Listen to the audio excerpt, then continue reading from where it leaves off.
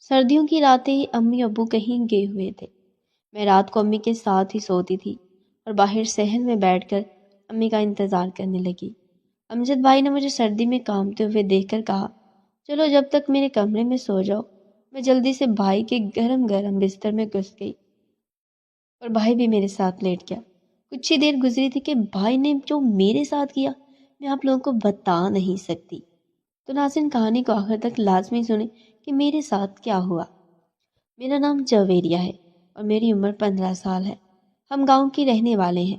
میں بہت خوبصورت اور نازک لڑکی ہوں۔ گاؤں کا ہر لڑکا میرا دیوانہ ہے، مگر میں جتنی خوبصورت ہوں اتنی ہی معصوم ہوں۔ رات کے وقت اکیلے کمرے میں سونے کی ہمت نہیں کر پاتی، اس لیے میں اپنی امی کے ساتھ ان کے کمرے میں سوتی ہوں۔ نومبر کی سخت سرد رات تھی جب امی کو پاس والے گھر سے بلانے گئی۔ گلی میں اندھیرا تھا۔ میں اپنی پڑوسن کے گھر جا رہی تھی جب میں کیچڑ میں گر گئی اور میرے سارے کپڑے گندے ہو گئے۔ میں روتے ہوئے گھر واپس آ گئی اور واش روم میں نہانے لگی۔ گھر میں کوئی نہیں تھا۔ میں نہانے کے بعد بنا لباس کے ہی واش روم سے بھائی کے کمرے میں آ گئی، کیونکہ میں کپڑے ساتھ لے جانا بھول گئی تھی اور بھائی کے کمرے میں ہیٹر لگا ہوا تھا۔ مجھے سردی بہت زیادہ لگ رہی تھی، اس لیے میں اپنا بدن سکھانے لگی۔ میرا بھائی سو رہا تھا، میں نے اس پر دھیان ہی نہیں دیا اور کچھ دیر بعد کپڑے اوڑھ کر امی کے کمرے میں آ گئی۔ ایک گھنٹے بعد لائٹ پھر چلی گئی۔ مجھے ڈر لگنے لگا تھا۔ امی بھی ابھی تک گھر واپس نہیں آئی تھی، بھائی بھی سویا ہوا تھا۔ میں ڈر کے مارے بستر میں گھس گئی اور امی کی واپسی کی دعا مانگنے لگی۔ مجھے بستر پر کسی کا وجود محسوس ہوا۔ امی اب واپس آ گئی ہیں؟ میں نے خوش ہوتے ہوئے پوچھا۔ انہوں نے مختصر سا جواب دیا اور میرے پیٹ پر ہاتھ رکھ کر مجھے اپنے نزدیک کر لیا۔ مجھے بہت بھاری محسوس ہو رہی تھی۔ مجھے نیند آئی تھی، اس لیے میری آنکھیں بند ہونے لگی۔ رات کے وقت مجھے اپنے فٹ بال کے درمیان شدت سے کچھ چبھا۔ میں نے آہ کی اور اپنے فٹ بال کے درمیان ہاتھ رکھا۔ وہاں امی کا ہاتھ پہلے سے ہی موجود تھا۔ امی میرے پیچھے ہی سوئی تھی۔ مجھے بہت عجیب درد ہوا تھا۔ میں دوبارہ سو گئی۔ اگلے دن جب میری آنکھ کھلی تو میں نے دیکھا امی میرے سامنے سوئی ہوئی تھی، جبکہ رات کو میرے پیچھے سوئی تھی۔ میں واش روم چلی گئی۔ میرا فٹ بال ابھی بھی مجھے تکلیف دے رہا تھا۔ میں واش روم سے باہر آئی تو امجد بھائی مجھے میلان بھری نگاہوں سے دیکھنے لگے۔ انہیں مسکراتا دیکھ کر میں بھی مسکرا پڑی۔ جویریہ، تم مجھے کپڑے الماری سے نکال دو گی؟ وہ اوپر والی الماری میں ہے۔ میرے کمر میں درد ہے، اس لیے میں اسٹول پر کھڑا نہیں ہو سکتا، امجد بھائی نے کہا۔ امی سوئی ہوئی تھی، اس لیے میں بھائی کے ساتھ کمرے میں چلی گئی۔ میں اسٹول پر کھڑی ہو کر الماری کے اوپر والے حصے سے کپڑے نکالنے لگی۔ بھائی کا ہاتھ میرے فٹ بال پر ہی تھا۔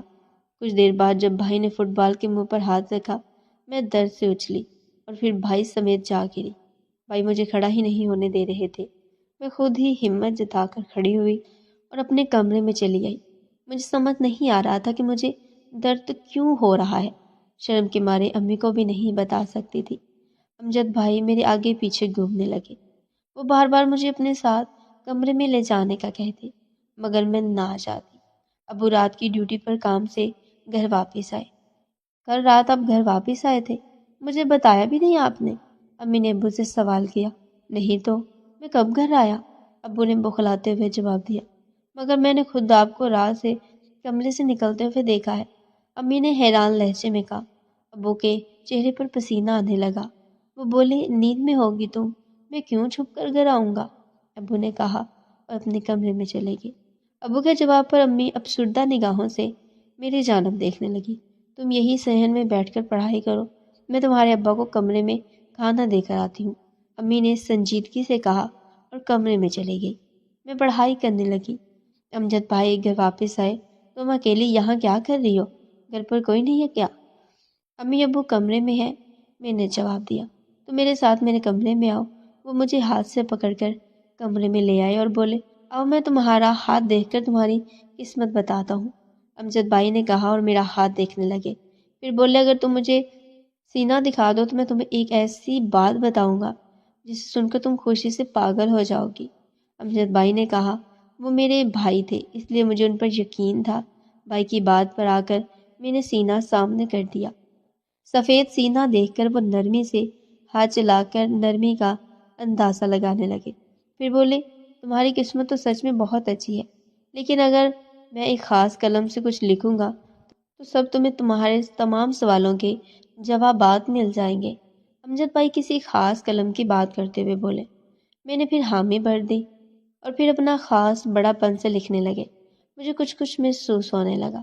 بھائی کے پین سے اچانک سیاہی نکل پڑی اور میرے سینے کو خراب کر گئی۔ جویریہ کہاں ہو تم؟ ابو نے مجھے بلند آواز میں پکارا۔ امجد بھائی خوفزدہ ہوئے اور جلدی سے میرے سینے کو ڈھانپ دیا اور کتابیں اٹھا کر پڑھائی کرنے لگے۔ ابو جب کمرے میں آئے تو غصے میں لگ رہے تھے۔ انہوں نے غور سے میری جانب دیکھا اور بولے، چلو میرے ساتھ، اس سے پہلے تمہاری ماں آ جائے۔ کہاں جا رہے ہیں ہم ابو؟ میں نے ان کے ساتھ قدم بڑھاتے ہوئے بولی۔ تم سے کچھ لینے جانا ہے، میرا مطلب دلوانا ہے۔ وہ پتہ نہیں کیا کیا کہہ رہے تھے۔ ہم گھر سے باہر قدم رکھنے ہی والے تھے جب ممی نے مجھے ہاتھ سے پکڑ لیا اور بولی، جویریہ کو کہیں بھی لے کر جانے کی ضرورت نہیں ہے، سمجھے؟ امی نے سخت انداز میں کہا اور مجھے وہاں سے لے گئی۔ ابو غصے سے برتن توڑنے لگے اور بولے، اب آگے جو کچھ ہوگا اس کی ذمہ دار تم ہوگی، میں نہیں۔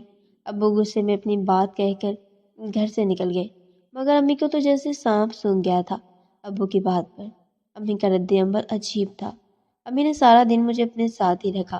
شام کے وقت ابا گھر آئے اور امی کو بتایا کہ ماموں کا ایکسیڈنٹ ہو گیا ہے۔ امی ابو ماموں کی طرف جانے لگے۔ میں بھی ان کے ساتھ جانا چاہتی تھی، مگر امی نے مجھے اپنے ساتھ لے جانے سے منع کر دیا کیونکہ وہ دونوں بائک پر گئے تھے۔ امجد بھائی بھی گھر پر نہیں تھے، وہ بھی اپنے امی ابو کی طرف گئے تھے۔ وہ ابو کی دوست کے بیٹے تھے، اپنی زمین کے سلسلے میں شہر سے گاؤں آئے تھے۔ 5 بجے ہر طرف اندھیرا ہو گیا تھا، میں ڈر رہی تھی۔ اتنے میں امجد بھائی گھر واپس آ گئے۔ میں ہی صحن میں بیٹھ کر امی کی واپسی کا انتظار کر رہی تھی۔ ارے جویریہ، تم اتنی سردی میں باہر کیوں بیٹھی ہو؟ میرے کمرے میں چلی جاؤ، وہ بہت گرم ہے۔ میں بھی صحن میں بیٹھ کر تھک گئی تھی، اس لیے امجد بھائی کے گرم بستر پر جا کر لیٹ گئی۔ کچھ دیر بعد امجد بھی بستر میں گھس گیا اور اپنی پینسل میری فٹ بال کے درمیان رکھ دی۔ میں درد سے چلائی اور بستر سے نکل گئی۔ امجد میرے سامنے آ کھڑا ہوا اور میرے ساتھ زبردستی کرنے لگا اور بولا، اس دن میں نے تمہیں کمرے میں دیکھ لیا تھا، بس اسی وقت میری نیت تم پر خراب ہو گئی۔ مجھے کچھ سمجھ نہیں آ رہا تھا کہ وہ کیا کر رہے ہیں۔ اس سے پہلے وہ ہر حد پار کرتے، اب وہ وہاں ٹھیک وقت پر آ گئے اور میری عزت بچا لی۔ ابو نے امجد کو خوب مارا، گاؤں والوں نے اسے نکال کر دیا اور گدھے پر بٹھا کر گاؤں سے پولیس تھانے لے آئے اور اسے پولیس کے حوالے کر دیا۔ امی ابو کو اسی دن شک ہو گیا تھا جب امجد کمرے میں آیا تھا اور امی کو لگا کہ وہ ابو ہیں۔ امی نے مجھے سمجھایا اور بتایا یہ سب کچھ کیا ہے۔ بیٹیوں سے ایسی باتیں چھپا کر رکھنا ان سے ظلم ہے۔ انہیں معلوم ہونا چاہیے کہ اگر کوئی آدمی اسے اس طرح ہاتھ لگائے یا کچھ کرنے کی کوشش کرے تو وہ جرم ہے۔ میرے ماں باپ کی سمجھداری نے مجھے بے عزت ہونے سے بچا لیا۔ امجد اب جیل میں ہے۔ کسی بھی غیر لڑکے کو گھر میں رکھتے وقت اس پر نظر ضرور رکھیں کہ کہیں اس کی نظر آپ کی بہن بیٹی پر تو نہیں ہے۔ تو ناظرین، یہ کہانی کیسی لگی؟